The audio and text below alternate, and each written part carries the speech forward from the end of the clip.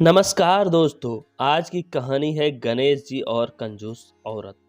श्रीचंद नाम का एक व्यक्ति भगवान गणेश का बहुत बड़ा भक्त था। वह बुधवार के दिन भगवान गणेश के व्रत रखता था।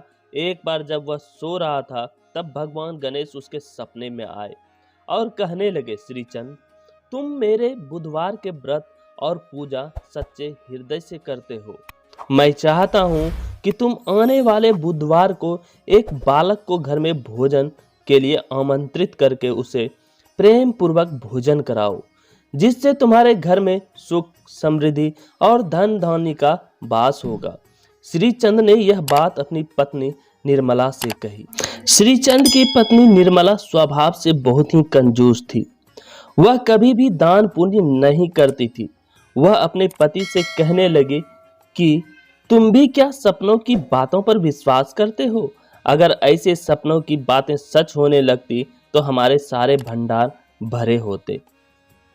अगर ऐसे ही तुम्हारा दान पुण्य करने का कार्यक्रम चलता रहा तो जो थोड़ा बहुत धन धान्य घर में है वह भी तुम सब लुटा दोगे। वह कहने लगा कि निर्मला, यह सिर्फ एक ही बुधवार की तो बात है और एक बालक को ही तो भोजन कराना है। एक थाली किसी को भोजन दे भी दिया तो तुम्हारा क्या बिगड़ जाएगा?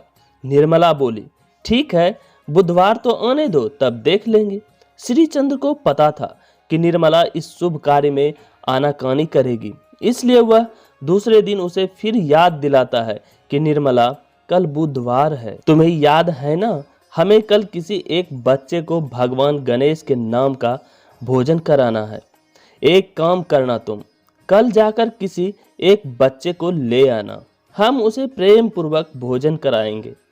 निर्मला बोली, किसी एक बच्चे को ही तो खाना खिलाना है, बच्चा चाहे छोटा हो या बड़ा, मतलब तो खाना खिलाने से ही है। जब मैं बहुत छोटे बच्चे को खाना खिलाऊंगी तो वह खाना कम खाएगा। शाम के वक्त मैदान में बच्चे खेल रहे होते हैं, वहीं जाकर देखती हूँ किसी एक छोटे बच्चे को भोजन के लिए आमंत्रित कर दूंगी।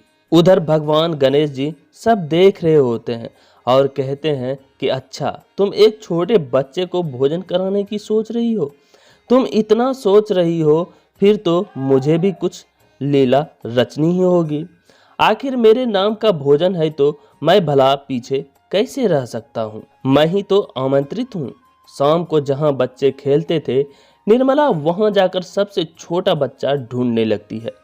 भगवान गणेश देखते हैं कि निर्मला एक छोटे बच्चे को ढूंढ रही है, तो उन्होंने भी एक छोटे बच्चे का रूप धारण कर लिया और वह सभी बच्चों के बीच खेलने लगे। निर्मला की नज़र उस छोटे से बच्चे पर पड़ी और उसे देखते ही कहती है कि वह छोटा सा बच्चा ठीक रहेगा। वह उस छोटे बच्चे से कहती है, बेटा, क्या तुम कल मेरे घर खाना खाने आ सकते हो? मैं तुम्हें भोजन के लिए आमंत्रित करती हूँ। यहीं पास में मेरा घर है, तुम अपने घर पर पूछकर आ जाना। छोटा बच्चा बोला, ठीक है माँ जी। निर्मला बोली, चलो अच्छा है जो मुझे छोटा बच्चा मिल गया। वह थोड़ा सा भोजन ही खाएगा और मेरा काम आसान हो जाएगा। अगले दिन जब भगवान गणेश छोटा सा बच्चा बनकर निर्मला के घर गए तो निर्मला ने उनके सामने 2 पूड़ी, थोड़ा सा हलवा, थोड़ी सी सब्जी और थोड़ी खीर भोजन करने के लिए रख दी। गणेश जी ने तो फटाफट उस भोजन को खा लिया और कहा, माँ जी, भोजन तो बहुत ही स्वादिष्ट बना है, अभी और भोजन खाने की इच्छा है। ऐसा लग रहा है मैं तो अभी भूखा ही हूँ। तब श्रीचंद ने कहा, निर्मला, रसोई से जाकर और भोजन ले आओ।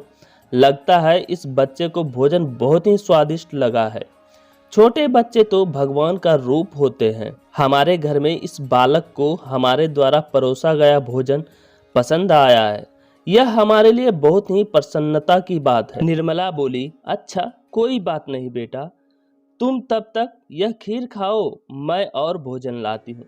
निर्मला बालक के सामने भोजन परोसती जाती है और भगवान गणेश बालक रूप में भोजन को फटाफट खत्म करते जाते हैं। थोड़ी देर बाद बालक ने कहा, माँ, मैं अभी भी भूखा हूँ, मुझे और भोजन चाहिए। निर्मला कुछ भी समझ नहीं पा रही थी। जितना भी भोजन निर्मला ने बनाया था, गणेश जी सभी खा जाते हैं। और फिर बोलते हैं, माँ मैं तो अभी भी भूखा हूँ। निर्मला को गुस्सा आ जाता है। वह बोलती है, अब तुझे क्या दूँ? जितना भी खाना मैंने बनाया था सब ले आई हूँ, तू तो सारा खाना खाता ही जा रहा है। तब श्री चंद ने कहा, मुझे यह चमत्कारी बालक दिखाई पड़ता है, फिर भी अतिथि तो भगवान का रूप होते हैं, हमें इस बालक की बात को मानना ही होगा। यह जैसा कहता है हमें वैसा ही करना होगा। बालक कहता है, माँ अभी तुम्हारे घर में भोजन खत्म नहीं हुआ है। भंडार घर में मूंग दाल और चावल रखे हैं, घर में दही रखा है, वह सब भी ले आओ। निर्मला सोचती है, इस बालक को कैसे पता कि हमारे घर में क्या क्या रखा है? कुछ समझ में नहीं आ रहा। मुझे तो सच में इस बालक पर बहुत गुस्सा आ रहा है। सब कुछ तो इसके आगे रख दिया है, यह तो सब खाता ही जा रहा है। तब श्री चंद ने कहा कि घर में जो दालें और आटा रखे हैं वह भी ले आओ। निर्मला वह सब भी ले आती है। भगवान गणेश दाल और आटा भी खा जाते हैं। तब भगवान गणेश बोलते हैं, जो सामने गेहूं की बोरी रखी है वह भी ले आओ। तब निर्मला कहती है, यह बालक है या कोई भूत दैत्य जिसको मैं घर में ले आई हूँ? मैं तो इसे छोटा सा बच्चा समझकर लाई थी। मैं यह सोच रही थी कि यह कम खाएगा। अब वह श्रीचंद को भी डांटना शुरू कर देती है और कहती है कि और करो बालक को भोजन पर आमंत्रित। तब श्रीचंद बोला, प्रभु मैं जान गया हूँ कि आप इस छोटे से बालक के रूप में निर्मला को संदेश देना चाहते हैं, पर निर्मला सचमुच घबरा रही है।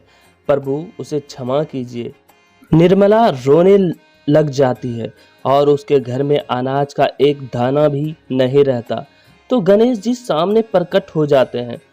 श्रीचंद भगवान श्री गणेश के सामने अपने हाथ जोड़ लेता है और निर्मला भी उस बालक को गणेश जी के रूप में देखकर चौंक जाती है। गणेश जी कहते हैं, माँ भोजन खिलाने में कैसी कंजूसी!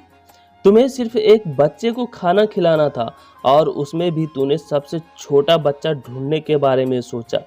इसलिए मैंने एक बालक के रूप में आकर तुम्हें सबक देना चाहा। कभी भी किसी अतिथि को भोजन के लिए आमंत्रित करो तो सच्चे हृदय से बिना कपट किए भोजन परोसो। प्रेम पूर्वक दान कार्य करने से घर में सुख समृद्धि, धन वैभव और अनाज आदि के भंडार भरे रहते हैं। तब निर्मला बोली, प्रभु मुझे क्षमा कीजिए। अब मैं कभी भी कंजूसी नहीं करूंगी। सदैव इच्छा अनुसार दान पुण्य करती रहूंगी और अतिथि को भोजन कराने में भी कभी कंजूसी नहीं करूंगी। इसके पश्चात भगवान गणेश जी श्रीचंद और निर्मला को आशीर्वाद देते हैं। गणेश जी ने जो भी खाया था उस सामान का चौगुना कर दिया। श्रीचंद को अपनी भक्ति का फल मिल गया और निर्मला को भी सीख मिल गई।